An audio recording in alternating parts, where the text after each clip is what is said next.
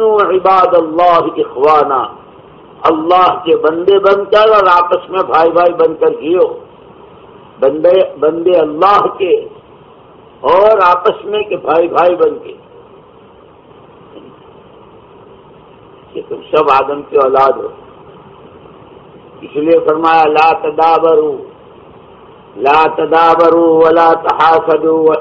لا تدابروا ولا تباغضوا ولا تحاسدوا وكونوا عباد اللہ اخوانا۔ حضور نے فرمایا آپس میں ایک دوسرے کی ہیڑ مت مارو، ایک دوسرے سے بغض مت رکھو، آپس میں ایک دوسرے سے حسد مت کرو، آپس میں اللہ کے بندے بن کر اور بھائی بھائی بن کر جیو۔ اور یہی نعمت اللہ نے یاد، اور یہ تاثیر صرف جو بندے میں بندگی پیدا کر دے اور آپس میں انسانوں میں اخوت و بھائی چارگی پیدا کر دے، یہ صرف اور صرف محمد صلی اللہ علیہ وسلم والی شریعت مطہرہ اور محمد رسول اللہ صلی اللہ علیہ وسلم والی اس دعوت و دعا کی محنت ہی کی تاثیر ہے۔ دنیا کی کوئی طاقت، حکومتیں، دولتیں، زمینیں، سونا چاندی، دنیا کی جتنی شکلیں ہیں ان میں کی کوئی شکل بندے میں بندگی اور آپس میں بھائی چارہ پیدا کرا دے، ایسی کوئی طاقت نہیں۔ اسی لیے قرآن نے مدینے والوں کو یاد دلایا ہے،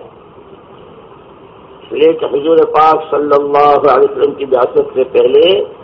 مدینے میں دو خاندان تھے، اوس اور خزرج، اور دونوں میں 120 سال پرانی لڑائی چلی آ رہی تھی، اور دونوں خاندانوں کے سینکڑوں جوان اور بے پناہ خون اور پیسہ برباد ہو چکا تھا، اور آپس کے جوڑ کی، صلح کی، بھائی چارے کی کوئی شکل نہیں نظر آ رہی تھی۔ قرآن کہتا ہے وَاذْكُرُوا نِعْمَةَ اللَّهِ عَلَيْكُمْ وَاذْكُرُوا نِعْمَةَ اللَّهِ عَلَيْكُمْ إِذْ كُنْتُمْ أَعْدَاءً فَأَلَّفَ بَيْنَ قُلُوبِكُمْ فَأَصْبَحْتُمْ بِنِعْمَتِهِ إِخْوَانًا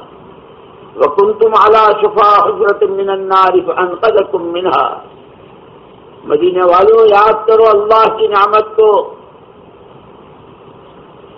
کہ تم آپس میں ایک دوسرے کے جان لیوا دشمن تھے، خونخوار تھے۔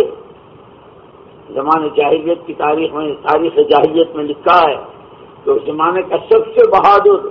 قبیلے کا، خاندان کا وہ سمجھا جاتا تھا جو مد مقابل کو مار کر